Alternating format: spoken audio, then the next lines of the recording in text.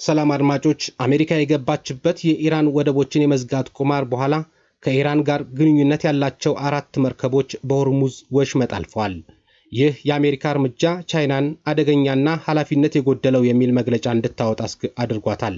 ቻይናና ኢራን ድርጊቱን በተመሳሳይ ቃላት ድርጊቱ ውጥረትን ያባብሳል በሚል ገልጸውታል። በሌላ በኩል ጣሊያን ከእስራኤል ጋር ያላትን ወታደራዊ ስምምነትም አቋርጣለች። ኢራን እስካሁን $270 ቢሊዮን የሚገመት ውድመትም ደርሶብኛልም ስትል ተናግራለች። ይህ የሻይ ሰዓት መረጃችን ነው። በፕሮግራማችን ላይ ስለምትሰጡን አስተያየት በቅድሚያ እያመሰገንን መረጃውን በዝርዝር አቀርብላችኋለሁ። አብራችሁን ቆዩ። የኢራን ጦርነት የሚቀጥል ከሆነ የዓለም ምጣኔ ሀብት አደጋ ላይ እንደሚወድቅ IMF አስጠንቅቋል። የዓለም አቀፍ የገንዘብ ድርጅት IMF በመካከለኛው ምስራቅ የሚካሄደው የኢራን ጦርነት ካልቆመ የነዳጅ ዋጋ መጨመሩ ከቀጠለ የዓለም ምጣኔ ሀብት የመንኮታኮት አደጋ እንደተጋረጠበት አስጠንቅቀዋል። IMF የኢራን ጦርነት የሚቀጥል ከሆነ ከፍተኛ የነዳጅ የጋዝና የምግብ ጭማሪ ስለሚታይ የዓለም ምጣኔ ሀብት እድገት ዝቅ እንዲል ያስገድዳል ሲል ገልጸዋል። የዓለም አቀፉ የገንዘብ ድርጅት የዓለም ምጣኔ ሀብትን በተነበየበት ሪፖርት ላይ እንዳመለከተው የነዳጅ የጋዝና የምግብ ዋጋ እየጨመረ የሚቀጥል ከሆነ እንደ አውሮፓውያን አቆጣጠር በ2026 የዓለም ምጣኔ ሀብት እድገት ከ2% በታች ሊሆን ይችላልም ብሏል። ይህ ማለት ዓለም እንደ አውሮፓውያን አቆጣጠር ከ1980 ወዲህ 4 ጊዜ ብቻ ወደ ተከሰተው የዓለም የኢኮኖሚ ቀውስ እየሄደች ነው ማለት ነው ሲል ድርጅቱ ገልጿል። ዓለም በቅርብ ጊዜ የኢኮኖሚ ቀውስ ያጋጠማት በኮቪድ-19 ወረርሽኝ ጊዜ ነበረ። የኢራን ጦርነት ከተጀመረበት ከ6 ሳምንታት ወዲህ ዋናው የነዳጅ ዘይት ማስተላለፊያ የሆርሙዝ ወሽመጥ በመዘጋቱ እንዲሁም በአሜሪካና በኢራን መካከል የተደረገው የሰላም ድርድር ያለ ውጤት በመጠናቀቁ የነዳጅ ዋጋ ጭማሪ አሳይቷል። የዓለም አቀፉ የገንዘብ ድርጅት በድጋሜ የዓለም ኢኮኖሚ ከመስመሩ ውጪ ከሆነ አደጋ ተጋርጦበታል። በዚህ ወቅት በየካቲት 2018 ዓ.ም በመካከለኛው ምስራቅ ጦርነት በመቀስቀሱ ነው። በዓለም አቀፍ ደረጃ የኢኮኖሚ ቀውስ ሊያስከትሉ ከሚችሉ እጅግ አስከፊ ሁኔታዎች መካከል አንዱ የሆነው የነዳጅ ዋጋ መጨመር በዚህ ዓመት ታይቷል። አሜሪካና እስራኤል በኢራን ላይ ጦርነት ከከፈቱ ወዲህ አንዱ በርሜል የነዳጅ ዘይት በአማካኝ $110 ደርሷል። እንደ አውሮፓውያን አቆጣጠር በ2027 ደግሞ $125 እንደሚደርስ ገምቷል። በእነዚህ ግምቶች ላይ በመመስረት IMF በሚቀጥሉት ዓመታት የዋጋ ግሽበቱ እስከ 6% ሊደርስ እንደሚችል ግምቱን አስቀምጧል። ይህ ደግሞ ብሔራዊ ባንኮች የዋጋ ጭማሪን ፍጥነት ለመቀነስ የወለድ ተመኖችን ከፍ እንዲያደርጉ ሊያስገድዳቸው ይችላል። በኢራን ግጭት ወቅት የነዳጅ ዋጋ ወደ $120 ከፍ ብሎ የነበረ ቢሆንም ማክሰኞ ዕለት አንድ በርሜል ድፍድፍ ነዳጅ $98.85 ተሸጧል። ዓለም አቀፉ የገንዘብ ድርጅት ግጭቱ በሚቀጥሉት ጥቂት ሳምንታት ውስጥ ከተፈታ እና ከመካከለኛው ምስራቅ የሚወጣው የነዳጅ ምርትና የውጭ ንግድ በዚህ ዓመት አጋማሽ ላይ መደበኛ መሆን ከጀመረ በ2026 የዓለም እድገት በ3.1% ብቻ እንደሚቀንስ ግምቱን አስቀምጧል። ኢራን በጦርነቱ እስካሁን $270 ቢሊዮን የሚገመት ውድመት እንደደረሰባትም ገልጻለች። ኢራን በጦርነቱ ምክንያት የደረሰባትን ውድመት ግምት ውስጥ በማስገባት የካሳ ክፍያን የድርድር አካል ለማድረግ የጉዳቱን መጠን ማስላት መጀመሯን ከአብዮታዊ ዘብ ጋር ግንኙነት ያለው ታስሚኒ የዜና ወኪል ዘግቧል። የኢራን መንግስት ቃል አቀባይ ፋቲማህ ሞሃጂራኒ ለሩሲያ መገናኛ ብዙሃን እስራኤልና አሜሪካ በየካቲት 21 2018 ዓ.ም ጀምሮ ለ40 ቀናት በዘለቀው ጥቃታቸው ያደረሱት ውድመት ቅድመ ግምት $270 ቢሊዮን አካባቢ መሆኑን ጠቅሰው ይህ ቁጥር ግን ሊለወጥ እንደሚችልም ተናግረዋል። በኢራን የሚገኙ ባለስልጣናት የደረሰውን ውድመት እያሰሉ መሆኑን የተናገሩት ባለስልጣኗ ይህም በህንፃዎች ላይ የደረሰው ጉዳት እና ኢንዱስትሪዎች ስራ በማቆማቸው ምክንያት የሚደርሰውን ኪሳራ ያካትታል ማለታቸው ታስሚኒም ዘግቧል። ሞሃጂራኒ ለኢራን መንግስት መገናኛ ብዙሃን ኢርና ባለፈው ሳምንት መጨረሻ ከአሜሪካ ጋር በተደረገ ውይይት ከተነሱት ጉዳዮች አንዱ ካሳ መሆኑን ተናግረዋል። የአሜሪካ ምክትል ፕሬዝዳንት ጄዲ ቫንስ ቀደም ሲል በፓኪስታን በተካሄደው ውይይት ላይ ጠቃሚ ውይይቶች እንደተደረጉ ቢናገሩም ምን አይነት ስምምነት ላይ ግን እንደተደረሰ አልተናገሩም። ጣሊያን ከእስራኤል ጋር ያላትን ወታደራዊ ስምምነት አቋረጠች። ጣሊያን ከእስራኤል ጋር የገባችውን የወታደራዊ ስምምነት እንደማታድስ ጠቅላይ ሚኒስትሯ ጆርጂያ ሜሎኒ ተናገሩ። ሜሎኒ በየ5 ዓመቱ ይታደስ የነበረውን የሁለቱን አገራት ወታደራዊ ስምምነት ለማዘግየት የወሰኑት አሁን ያለውን ሁኔታ ከግምት በማስገባት እንደሆነ ተናግረዋል። ጠቅላይ ሚኒስትሯ ስለ ጉዳዩ በዝርዝር ከመናገር ተቆጥበዋል። ነገር ግን ሮምና ቴል አቪቭ ከቅርብ ጊዜ ወዲህ በመካከላቸው ያለው ግንኙነት ንፋስ ገብቶታል። በሊባኖስ የተሰማራው የተባበሩት መንግስታት የሰላም አስከባሪ ውስጥ እያገለገሉ የሚገኙ ጣሊያናውያን ላይ የማስጠንቀቂያ ተኩስ ከተከፈተባቸውና አንድ መኪና ጉዳት ከደረሰበት በኋላ ባለፈው ሳምንት ጣሊያን በሮም የሚገኙትን የእስራኤል አምባሳደርን ጠርታ አነጋግራለች። ሰኞ ዕለት ደግሞ የጣሊያን ውጭ ጉዳይ ሚኒስትር አንቶኒዮ ታጃኒ እስራኤል በሊባኖስ ሰላማዊ ሰዎች ላይ የፈጸመችውን ጥቃት ተቀባይነት የሌለው ካሉ በኋላ እንደ ጋዛ ያለ ግጭት ከመቀስቀሱ በፊት ማንኛውም ዋጋ ተከፍሎም ቢሆን መቆም አለበት ሲሉ መናገራቸውን ተከትሎ እስራኤል የጣሊያን አምባሳደርን በመጥራት አነጋግራለች። ሌሎች የአውሮፓ ሀገራት በተመሳሳይ ከእስራኤል ጋር ያላቸውን የጦር መሳሪያ ንግድን ገድበዋል ወይንም ለጊዜው አቁመዋል። የጣሊያን ተቃዋሚ ፓርቲዎች ለረጅም ጊዜ ሀገራቸው ተመሳሳይ እርምጃ እንድትወስድ ሲወተውቱም ነበር። ከቅርብ ዓመታት ወዲህ በመቶዎች የሚቆጠሩ ጣሊያናውያን እስራኤል በጋዛ የፈጸመችውን መጠነ ሰፊ ወታደራዊ ጥቃት ተከትሎ ተቃውሞውን ገልጸዋል። ሰልፈኞቹ በጠቅላይ ሚኒስትር ሜሎኒ የፍልስጤም ነጻ ሀገርነትን እንደ ሌሎች ለመቀበል ዳተኛ በመሆን ተችተዋቸዋል። ጣሊያን ከእስራኤል ጦር መሳሪያ ከሚገዙ 3 ቀዳሚ ሀገራት መካከል አንዷ ናት። ከፊት ያሉ 2 ሀገራት አሜሪካና ጀርመን ናቸው። ከኢራን ጋር ግንኙነት ያላቸው 4 መርከቦች ከአሜሪካ እገዳ በኋላ በሆርሙዝ ወሽመጥ አለፉ። አሜሪካ በሆርሙዝ ላይ የጣለችውን እገዳ ተግባራዊ መሆን እንደጀመረ ቢነገርም ከኢራን ጋር ግንኙነት ያላቸው 4 መርከቦች በወሽመጡ በኩል ማለፋቸውን የቢቢሲ ቬሪፋይ የተተነተነው የመርከቦች ጉዞ የትክክል መረጃ ያሳያል። ማሪን ትራፊክ የተሰኘው መርከቦች ጉዞ የመከታተያ ድረገጽ መረጃ እንደሚያመለክተው ከ4ቱ ውስጥ 2ቱ መርከቦች የኢራን ወደቦችን ጎብኝተው ነበረ። ክርስቲና የተሰኘችው የጭነት መርከብ ወደ ኢራን ባንዳር ኢማን ኮሜኒ ወደብ ተጉዛ የነበረ ሲሆን ሰኞ ዕለት አሜሪካ እገዳ ተግባራዊ መሆን ከጀመረ በኋላ ደግሞ በወሽመጡ በኩል ማለፏን መረጃው ያሳያል። ከኢራን ጋር በሚደረገው የንግድ እንቅስቃሴ ምክንያት በአሜሪካ ማዕቀብ የተጣለባት ሪች ስቴሪ የተባለች ሌላ መርከብ ደግሞ ትናንትና ሌሊት በተባበሩት አረብ ኤሚሬቶች ሻርጃ በመነሳት በሆርሙዝ በኩል ተጉዟል። መርከቡ መዳረሻው ቻይና እንደሆነ ሪውተርስ ዘግቧል። በወሽመጡ በኩል ያለፈው ሌላኛው ነዳጅ ጫኝ መርከብ ሙርኪቫን የሚል ስያሜ የተሰጠው ነው። ይህ መርከብ ከኢራን ጋር ባለው ንግድ ምክንያት አሜሪካ ማዕቀብ ጥላበታለች። መርከቡ ከቻይና ላንሻን እንደተነሳና ሌሊቱን በሆርሙዝ በኩል እንዳለፈ መረጃው አሳይቷል። እንደ ማሪን ትራፊክ ከሆነ መርከቡ የታየበት የመጨረሻ ስፍራ ከኢራን ቃሺም ደሴት በስተ ምስራቅ ያለ አካባቢ ነው። ኤልፒስ የተባለች ሌላ ነዳጅ ጫኝ መርከብም ማክሰኞ ዕለት ከኢራኑ ቡሼህ ወደብ ተነስቶ በወሽመጡ በኩል ማለፉን የጉዞ መከታተያው ድረገጽ መረጃ ይጠቁማል። መዳረሻው ያልታወቀው ይህ መርከብ በአሜሪካ ማዕቀብ ተጥሎበታል።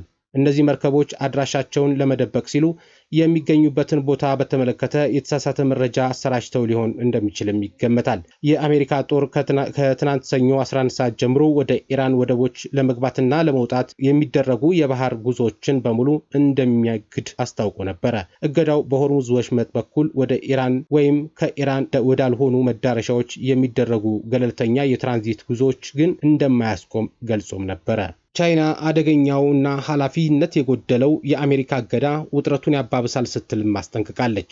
የአሜሪካ የውጭ ጉዳይ ሚኒስትር አሜሪካ ከትናንት ጀምሮ ተግባራዊ ማድረግ የጀመረችውን ወደ ኢራን ወደቦች የሚደረግ የጉዞ እገዳ አደገኛና ኃላፊነት የጎደለው በማለት አውግዘዋል። ውጤት ያልተገኘበት የአሜሪካና የኢራን ንግግር ፓኪስታን ውስጥ ከተካሄደ ከአንድ ቀን በኋላ የፕሬዝዳንት ዶናልድ ትራምፕ አስተዳደር ወደ ኢራን ወደቦች ጉዞ እንዳይደረግ ዘግቷል።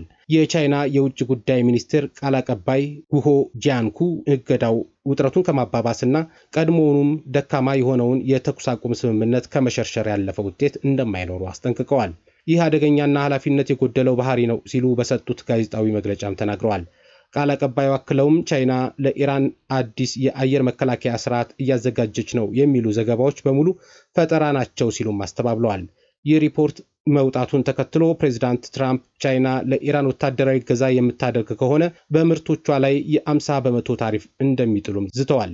አሜሪካ በቻይና ላይ ተጨማሪ ታሪፍ ለመጣል ይህን እንደ ምክንያት የምትጠቀም ከሆነ ቻይና በእርግጠኝነት ቆራጥ የአጸፋ እርምጃዎችን ትወስዳለችም ብለዋል። የተባበሩት መንግስታት በበኩሉ የሆርሙዝ ወሽመጥን ለመዝጋት የሚያስችል ህጋዊ መሰረት የለም ብሏል። የተባበሩት መንግስታት ዓለም አቀፍ የማራታይም ድርጅት ማንም አገር ለዓለም አቀፍ ትራንዚት ጥቅም ላይ በሚውል የሆርሙዝ ወሽመጥ በኩል የሚደረግ ጉዞን የማገድ ህጋዊ መብት እንደሌለውም ገልጸዋል። የዓለም አቀፍ የባህር ጉዞ ተቋም ዋና ጸሐፊ አርሲዮኒ ከቢቢሲ ሬዲዮ ጋር ባደረጉት ቆይታ በሆርሙዝ ወሽመጥ ላይ የሚደረግ ጉዞ መታገዱ አንድ አደገኛ ምሳሌን የሚያስቀምጥ እንደሆነ ተናግረዋል። ግጭት እየተካሄደ እንደሆነ እረዳለሁ፣ ነገር ግን አሁንም ቢሆን ለዓለም አቀፍ ጉዞ ጥቅም ላይ የሚውልን ማንኛውም ወሽመጥ ለማገድ የሚደረግ እርምጃ በዓለም አቀፉ ህጋዊ መሰረት የለውም ብለዋል። ዋና ጸሐፊው ዶሚኒጌዝ ተጨማሪ የአጸፋ እርምጃዎች በተወሰዱ ቁጥር በፋርስ ባህረ ሰላጤ መውጫ ያጡ 20,000 ባህረተኞችና በዓለም ዙሪያ ኢኮኖሚ ተጽዕኖ የበረታባቸው ሰዎች ስጋትን ይጨምራል ሲሉም ተናግረዋል። ለረጅም ጊዜ በቆየ ቁጥር ተጽዕኖው በሁላችንም ላይ የተራዘመ ጊዜ ይቆያል ሲሉም ስጋታቸውን ገልጸዋል። በአሜሪካና እስራኤል ጥቃት የተከፈተባት ኢራን ከዓለም ነዳጅ 20% የሚተላለፍበትን የሆርሙዝ ወሽመጥ በመዝጋት የአጸፋ እርምጃ ወስዳለች። ለዚህ የኢራን እርምጃ ምላሽ የሰጡት የአሜሪካ ፕሬዝዳንት ዶናልድ ትራምፕ ደግሞ በሆርሙዝ በኩል ወደ ኢራን ወደቦች የሚደረግ ጉዞን ከትናንት ጀምሮ አግደዋል። በመጨረሻም አሜሪካ የገባችበት የኢራን ወደቦችን የመዝጋት ቁማር ስኬታማነቱ አጠራጣሪ ሆኗል። የአሜሪካ ጦር ወደ ባህረ ሰላጤው መርከቦች እንዳይገቡና እንዳይወጡ የማድረግ አቅም እንዳለው ጥርጥር የለውም። ጥያቄው ግን ምን ጠብ ለማድረግ ነው የሚለው ነው። ጡረታ የወጡ የአሜሪካ ባህር ኃይል መኮንን አድሚራል ለቢቢሲ ሊሳካ ይችላል ብዬ አስባለሁም ብለዋል። እናም በእርግጠኝነት ከሌሎች አማራጮች በተሻለ መልኩ የሚደቅነው ስጋት አነስተኛ ነው። ይህም ኢራናውያንን በኃይል ከመግፋትና ለአጀባ አመቺ የሆነ ሁኔታ ከመፍጠር የተሻለ ነው ይላሉ። የካርክ ደሴትን መቆጣጠር ወይም በሆርሙዝ ወሽመጥ ለሚያልፉ መርከቦች ወታደራዊ አጀባ ማድረግን የመሳሰሉ የተለያዩ አማራጮችን በዶናልድ ትራምፕ ሲነሱ ነበረ። ይህ አይነት እርምጃዎች አደገኛና ዋጋ የሚያስከፍሉ የመሆን ዕድላቸው ሰፊ ነው። በእነዚህ ዘመቻዎች የሚሳተፉ የአሜሪካ ኃይሎች ለኢራን ሚሳኤሎች፣ ድሮኖችና ፈጣን ጀልባዎች ጥቃት እንዲጋለጡ ያደርጋል። በባህር የተጠመዱ ፈንጂዎች ላይ ተደራቢ ስጋት ሊሆኑም ይችላሉ። በአንጻሩ እግዱ የአሜሪካ የጦር መርከቦች በኦማን የባህር ወሽመጥ ዳርቻ ሆነው ከአደጋ በራቀ ሁኔታ እንዲጠባበቁ እንዲሁም ከኢራን ወደብ የሚንቀሳቀሱ መርከቦችን እንዲከታተሉና እንዲያግዱ ይፈቅድላቸዋል። በወሽመጡ ውስጥ ካለው በጣም የተጣበበ አካባቢ በተሻለ አነስተኛ አደጋ ነው ያለው ይላሉ አድሚራል ማግማሪ። ልዩ ኃይል፣ ሄሊኮፕተሮችና ፈጣን ጀልባዎች ያሉት የአሜሪካ ባህር ኃይል እንደዚህ አይነት ተልእኮችን ለመፈጸም የሚያስፈልገው ሁሉ መሳሪያ ታጥቋል። አቅሙን በቅርቡ ቬንዙዌላና ኩባ ላይ ባደረጋቸው እግዶች አሳይቷል። ባለፈው ጥር ደግሞ በአትላንቲክ ውቅያኖስ በቁጥጥር ስር ያዋለው የሩሲያ ነዳጅ ጫኝ መርከብ እንደዚህ አይነት ተልእኮችን በየትኛውም አካባቢ መፈጸም እንደሚችል ይመሰክራል። የአሜሪካ ማዕከላዊ እዝ ሲትኮም ኢራን ላይ የተጣለው እግድ ያለ ልዩነት ወደ ኢራን ወደቦችና የባህር ዳርቻዎች በሚገቡና በሚወጡ የሁሉም ሀገራት መርከቦች ላይ ተፈጻሚ ይሆናልም ብለዋል። ነገር ግን እዙ የኢራን ወደቦች የማይጠቀሙ መርከቦችን እንደማያስቆም ገልጿል። የሰብአዊ ቁሳቁሶችን የጫኑ መርከቦች እንደሚፈቀድላቸው የጠቆመው ሲትኮም ነገር ግን ፍተሻ ይደረግባቸዋልም ብሏል። በአመክንዮ ደረጃ ግልጽ ይመስላል። ጦርነቱ ከተነሳ ጊዜ ጀምሮ ኢራን በባህረ ሰላጤው የራሷን ፔትሮኬሚካል በስኬት ማዘዋወሯን ቀጥላለች። ሌሎች የባህረ ሰላጤው ሀገራት ምርቶቻቸውን እንዳያንቀሳቅሱ በመከላከል የራሷን ምርት በመሸጥ ቢሊዮን ዶላሮችን አግኝታለች። ውጤታማ የአሜሪካ ወደብ መዝጋት ይህ ፍሰትን ያስቆማል። የኢራን አገዛዝ ክፉኛ የሚያስፈልገው ገቢ ያጣል። እንዲሁም ከዚህ በበለጠ ምጣኔ ሀብቱ ይዳክማል። ከአንድ ወር በላይ ለሚሆን ጊዜ በተፈጸመባት የአሜሪካና እስራኤል ጥቃት ከፍተኛ የመቋቋም አቅሟን ያሳየችው ኢራን ሌላ ማዕበል ማሳለፍ እንደምትችል ሊሰማት ይችላል። በተለይም ደግሞ አዲሱ እግድ የነዳጅ ዋጋ ከዚህ በላይ እንዲጨምር ማድረጉ አይቀሬ ይመስላል። የመካከለኛው ምስራቅ የሰብአዊ ጉዳዮች የቀድሞ የአሜሪካ ልዩ መልእክተኛ የሆኑት ዴቪድ ስታርፊልድ ይህንን ተሻግረው እንደሚያልፉ ያምናሉ ሲሉ ለቢቢሲ ተናግረዋል። አሜሪካ በነዳጅ ዋጋ ጉዳቱ ይሰማታል። እናም የባህረ ሰላጤው ሀገራት አሜሪካ ላይ ጫና በማሳደር በስተመጨረሻ ወሽመጡ እንዲከፈት ይወተውታሉ ሲሉ ምን ሊከሰት እንደሚችል ተናግረዋል። ዋሽንግተን የኢራንን ንቅንቅ ያላለ ቁርጠኝነት ከግምት ውስጥ ማስገባት አለመቻሏንም ጠቁመዋል።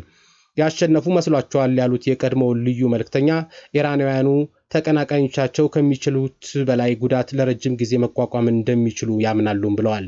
የመርከብ ባለሙያዎች ከኢራን ወደቦች የሚወጡና በሆርሙዝ ወሽመጥ የሚያልፉ መርከቦች ላይ የአሜሪካ እግድ ምን አይነት ተጽዕኖ ይኖረዋል የሚለውን ለማየት አይናቸውን ጥለዋል። የባህር ደህንነት ተንታኝ የሆኑት ሚሼል ዋይስ አሁን በዚህ ቅጽበት የሚያልፉ መርከቦችን እየተመለከትኩ ነው። የባህር ተጓዥ በሆን ኖሮ በጣም ይጨንቀኛልም ብለዋል። የመርከብና የጉዞ ጉዳዮችን የሚዘግበው ሎይድስ አዘጋጅ ሪቻርድ ሜይድ በበኩላቸው ትራምፕ በመጀመሪያ እግዱ ካሳወቁ በኋላ ወደ መጡበት የተመለሱ መርከቦችን አይተናል ሲሉ ተጽዕኖውን ጠቁመዋል። ፕሬዚዳንት ዶናልድ ትራምፕ እግዱን ከመጣላቸው ከ48 ሰዓታት አስቀድሞ የካቲት አጋማሽ ላይ ጦርነቱ ከጀመረ ወዲህ ያልታየ የመርከቦች የትራፊክ መጨናነቅ እንደነበረም ተናግረዋል። ለመውጣት የሚሞክሩ መርከቦች ግርግር ነው ብለዋል። በአሁኑ ሰዓት ባለው የተገደበ እንቅስቃሴ የአሜሪካ ባህር ኃይል ወደ ኢራን ወደቦች የሚገቡን ወይም የሚወጡ መርከቦችን ሲይዝ ለማየት የተወሰነ ጊዜ መጠበቅ ሊያስገድድ ይችላል፣ ወይንም ከናካቴው ላይታይም ይችላል። ለ2 ሳምንታት የታወጀው የተኩስ አቁም ተፈጻሚነቱ በቀጠለበት በአሁኑ ወቅት የኢራን ጦርነት በሁለት ተገዳዳሪ የመርከብ እግዶች ፍልሚያ ላይ ሲሆን የዓለም ምጣኔ ሀብት ደግሞ በመሃል ተይዟል። ቻይና በሳምንቱ መጋባደጃ ላይ በኢስላማባድ በተደረገው የሰላም ንግግር ላይ ኢራን እንድትሳተፍ ሚና ተጫውታለች የሚሉ ዘገባዎች እየወጡ ነው። የዋሽንግተን አዲስ እርምጃ ቤጂንግ ተጨማሪ ጫና እንድታሳድር ያደርጋታል የሚል ተስፋ ይዛ ሊሆን ይችላል። ቻይና የዓለማችን ትልቋ የኢራን ነዳጅ ገዢ ሀገር ናት። ምንም እንኳን ሰፊ ስልታዊ የመጠባበቂያ ማከማቻ ቢኖራትም በአቅርቦቷ ላይ የሚፈጸም መስተጓጎልን መቋቋም አትችልም። የዶናልድ ትራምፕ ወቅታዊ እርምጃም ይህ ቁማር ነው። ተጽዕኖው ደግሞ በቅርቡ ለቻይና ይሰማታል በሚል ማለት ነው።